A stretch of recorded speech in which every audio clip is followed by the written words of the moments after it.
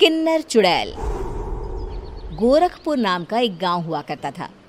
उस गांव में ज्यादा लोग नहीं रहते थे। उस गांव में एक गर्भवती विधवा औरत रहती थी। उस औरत का नाम कमला था। कमला अपने घर में अकेली रहती थी।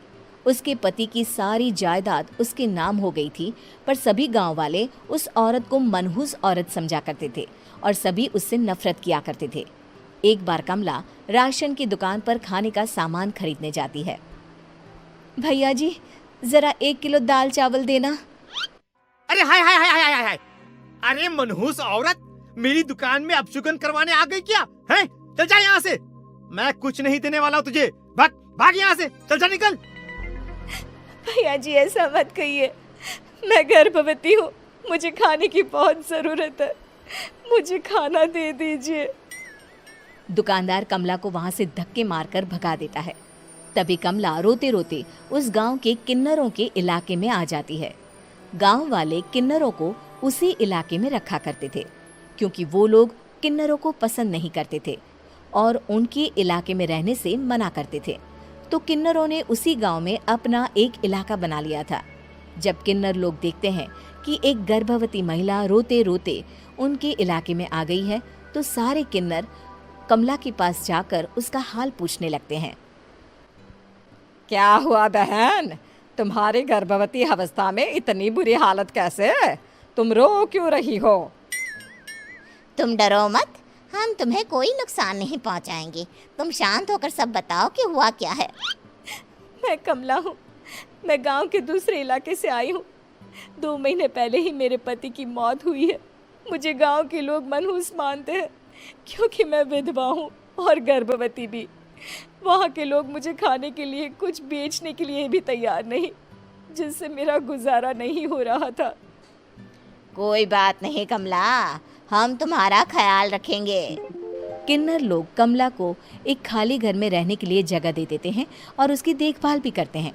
कुछ ही महीने बाद कमला अपने बच्चे को जन्म देती है, पर अफसोस, कमला बच्चे को जन्म देते ही अपनी जान गंवा देती है। जब सब किन्नर बच्चे को देखते हैं तो बहुत खुश हो जाते हैं, क्योंकि वो बच्चा भी किन्नर ही था। कमला ने एक किन्नर बच्चे को जन्म दिया था। अब इस बच्चे की देखभाल कौन करेगा? हम तो इस बच्चे को गांव के दूसरे इलाके में भी नहीं भेज सकते। और तो क्या हुआ, इस बच्चे की माँ नहीं रही तो हम इसे पालेंगे। अब ये हमारे इलाके में रहेगा, हमारे साथ रहेगा। फिर वो किन्नर उस किन्नर बच्चे को गोद ले लेते हैं, उसका नामकरण कराते हैं। उस किन्नर बच्चे का नाम शक्ति रखा जाता है।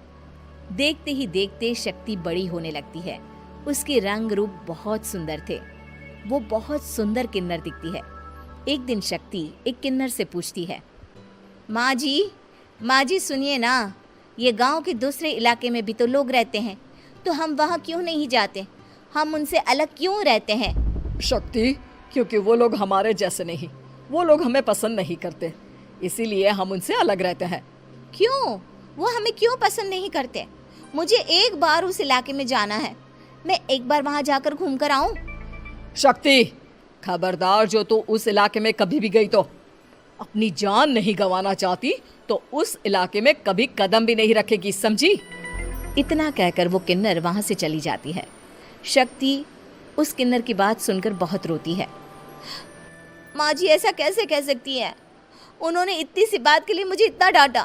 अब तो मैं उस इलाके में ज़रूर जाऊंगी। फिर एक दिन शक्ति गांव के दूसरे इलाके में चुपके से जाती है। ये लोग तो हमारे जैसे ही इंसान हैं, तो ये हमसे नफरत क्यों करते हैं?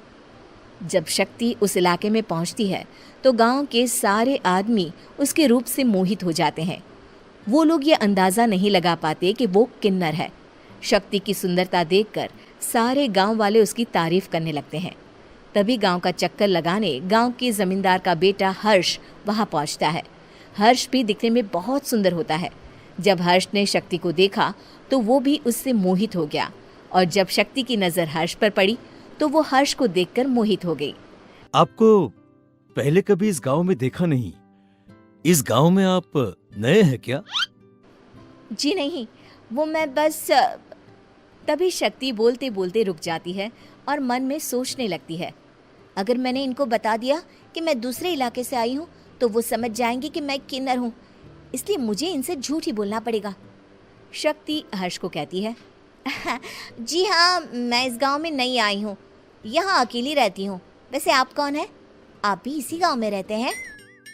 जी हाँ, मैं इस गांव के जमींदार का बेटा हूँ। आपको किसी भी चीज की जरूरत पड़े तो आप मुझे बता देना, मुझे अच्छा लगेगा। ऐसे ही शक्ति और हर्ष एक दूसरे से रोज मिलने लगते। वो दोनों अपने प्यार का इजहार करने एक दूसरे से मिलने जाते हैं।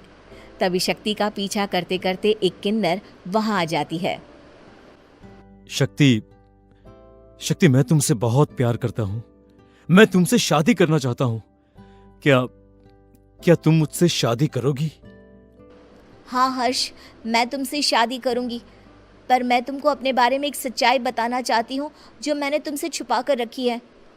तभी उनके बीच में ही वो किन्नर आ जाती है। शक्ति, तेरी हिम्मत कैसे हुई ऐसा करने की? वो किन्नर शक्ति को खींचकर गांव के जमींदार के पास ले जाती है। हर्ष भी वहां शक्ति को बचाने के लिए पहुंच जाता है। जमींदार शक्ति और हर्ष के प्यार के बारे में सुनकर गुस्से में आ जाता है और शक्ति को गांव के बाहर निकालने की सजा देता है। शक्ति ये बात सहन नहीं कर पाती और कुएं में कूदकर अपनी जान दे देती है। जमींदार हर्ष की शादी गांव की एक लड़की से करवा देता है, पर हर्ष इस शादी से खुश नहीं होता। शक्ति अपना बदला लेने के लिए मरने के बाद किन्नर चुड़ैल बन जाती है। अब मैं इन गाँव वालों को नहीं छोड़ूंगी, अब इनसे मैं अपने प्यार का बदला लूंगी। किन्नर चुड़ैल गांव वालों को परेशान करना शुरू कर देती है। एक बार वो रात को गांव के खेतों में पहुंच जाती है और वहां आग लगा देती है। सारी फसल जल के राख हो जाती है। जब एक आदमी रात को उठकर देखता है कि खेत में आग लग गई है तो वो वहां पहुंच जाता है। वो देखता है कि खेतों के बीचों बीच एक किन्नर चुड़ैल खड़ी है और वहां खड़े होकर ताली बजा रही है। गांव वाला किन्नर चुड़ैल को देखकर बेहोश हो जाता है। जब सुबह उस आदमी को होश आता है तो वो सीधा जमींदार के पास जाता है। अरे जमींदार साहब, अरे वो किन्नर चुड़ैल ने मेरी सारी फसल जला दी। अब मैं क्या करूंगा? क्या होगा मेरा? जमींदार चुड़ैल किन्नर का नाम सुनते ही सब कुछ समझ जाता है। अब वो बहुत डर जाता है। उसी रात को जब जमींदार डर के मारे अपने कमरे में सो नहीं पाता, तभी वहां अचानक से किन्नर चुड़ैल आ जाती है। किन्नर चुड़ैल जोर जोर से जमींदार के आगे खड़ी होकर हंसने लगती है और ताली बजाने लगती है। जमींदार उस डरावनी किन्नर चुड़ैल को देखकर बहुत डर जाता है। तूने मेरे साथ बहुत बुरा किया, अब मैं तुझे जान से मार दूंगी। नहीं नहीं नहीं नहीं नहीं, मुझे माफ कर दो, मुझे मत मारो। मैं कभी ऐसा दोबारा नहीं करूंगा। अब तुम जो बोलोगी वही मैं करूंगा। ठीक है, मैं चाहती हूँ कि किन्नर इलाका गांव के इलाके से जुड़े और गांव का कोई भी आदमी किन्नर समाज से द्वेष ना करे, उससे नफरत ना करे, नहीं तो मैं सारे गांव को मार दूंगी।